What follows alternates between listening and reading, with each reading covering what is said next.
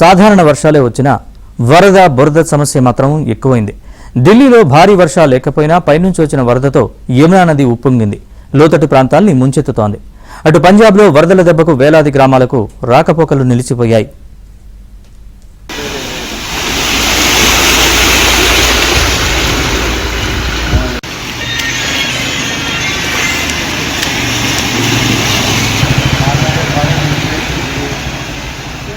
యమునా నది నీటి మట్టం ప్రమాదకర స్థాయిలో పెరిగింది. దీంతో ఢిల్లీలో వరద హెచ్చరిక జారీ చేశారు. ఢిల్లీలోని పలు ప్రాంతాలను వరదలు ముంచెత్తాయి. ట్రాఫిక్ అంతరాయాలు, సంక్షోభాన్ని తగ్గించడానికి అధికారులు అత్యవసర చర్యలు చేపట్టారు. సివిల్ లైన్స్ ప్రాంతంలో కార్లు నీట మునిగాయి. బేలా రోడ్లోని భవనాల్లోకి వరద నీరు ప్రవేశించింది. కాశ్మీర్ గేట్ పరిసరాల్లోనూ వర్షపు నీరు నిలిచిపోయింది. ఆ చుట్టుపక్కల ప్రాంతాల్లో యమునా నది పొంగి పొర్లుతోంది. जो यहाँ ना मैं आई तो थी आप अंदर से आए यहाँ से निकल के अंदर बढ़ गया ये इसके पीछे से साइड में से बढ़ गया पहले नहीं था ये ఢిల్లీలో వీధులు ఇళ్లు ఆశ్రయం పొందుతున్న శిబిరాలన్న తేడా లేకుండా వరద నీరు ముంచెత్తింది. యమునా బజార్, నజాఫ్గఢ్, జైపూర్ లో ఎన్డీఆర్ఎఫ్ సిబ్బంది సహాయక కార్యక్రమాల్లో పాల్గొంటున్నారు.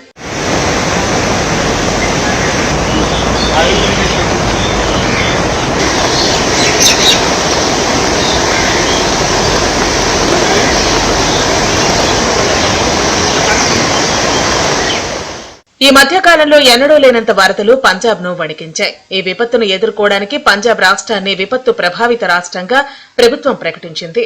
రాష్ట్ర వ్యాప్తంగా మొబైల్, ల్యాండ్ లైన్ కనెక్టివిటీని వెంటనే పునరుద్దరణ చేయాలని అన్ని టెలికాం సర్వీస్ ప్రొవైడర్లకు ఆదేశాలిచ్చింది ప్రభుత్వం. పంజాబ్ లో సుమారు 1200 గ్రామాలు వరదల వల్ల తీవ్రంగా ప్రభావితమయ్యాయి. లక్షలాది మంది ప్రజలు ఇబ్బందులు పడుతున్నారు. ఈ గ్రామాలకు మిగతా ప్రాంతాలతో కనెక్టివిటీ పోయింది.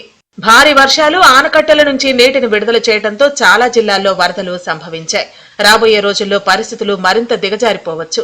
దాదాపు 4 లక్షల ఎకరాల వ్యవసాయ భూములు, ముఖ్యంగా వరి పొలాలు వరద నీటిలో మునిగిపోయాయి. దీనివల్ల పంట కోతకు కొన్ని వారాల ముందే వరదలు రావడంతో కోట్లాది రూపాయలు నష్టపోయారు రైతులు. పాడి, పశుపోషణపై ఆధారపడిన గ్రామీణ కుటుంబాలు రోడ్డున పడ్డాయి. భాక్రా డ్యాం నిండు కుండను తలపిస్తోంది. పడే వర్షం తొందరగా నదికి చేరిపోవటం, కొండల నుంచి స్పీడ్గా వచ్చేయటం, విశేషమైన స్పీడ్గా రావటం, అది అన్నీ కొట్టుకుపోవటం, అడవులు లేకపోవటం, చెట్లు లేకపోవటం, పర్వతాల ప్రదేశాల్లో కొండల్లో పెద్ద కారణం. ఇంకోటి కూడా ఏమిటంటే అన్ని చోట్ల కొండల్లో డ్యామ్స్ కడతాం.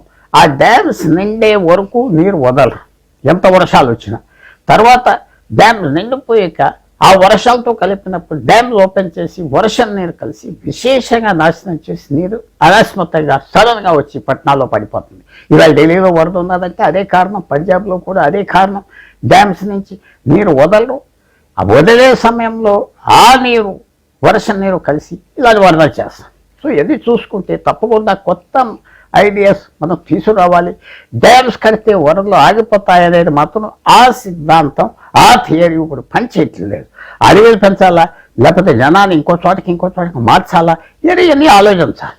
లేకపోతే ఇంకా ఈ కాలం మార్పు అనుకోండి, ఇంకా విశేషంగా ప్రజలకి కట్టినంత నాశనం చేయటం, కొన్ని ప్రదేశాల్లో ఉండనివ్వకుండా చేయటం కూడా ప్రకృతి చేస్తుందని మనం ఎదురు చూడడం. జమ్మూ కాశ్మీర్ లోనూ వరద ప్రభావం తీవ్రంగా ఉంది. చినాబ్ నది ఉధృతంగా ప్రవహిస్తోంది. ఉద్ధంపూర్లోని ధార్డ్ ప్రాంతంలో కొండచర్యలు విరిగిపడి జమ్మూ శ్రీనగర్ జాతీయ రహదారిపై రాకపోకలు నిలిచిపోయాయి. ఈ సీజన్లో జమ్మూ కాశ్మీర్లో 50 మంది వరదల వల్ల చనిపోయారు. భారీ వర్షాల కారణంగా హిమాచల్ ప్రదేశ్లో పలుచోట్ల కొండచర్యలు విరిగిపడ్డాయి. ఆర్మీ, ఎన్డీఆర్ఎఫ్, ఎస్డీఆర్ఎఫ్ బృందాలు సహాయక చర్యల్లో నిమగ్నమయ్యాయి. పంజాబ్లోని ఫిరోజ్పూర్లో వరద ప్రభావిత ప్రాంతాల్లో సహాయక సామగ్రిని పడవల ద్వారా చేరవేస్తున్నారు. జరాక్పూర్లో భారీ వర్షం కారణంగా రాకపోకలకు అంతరాయం ఏర్పడింది. పంజాబ్లో వరదల కారణంగా మృతుల సంఖ్య 30కి చేరింది.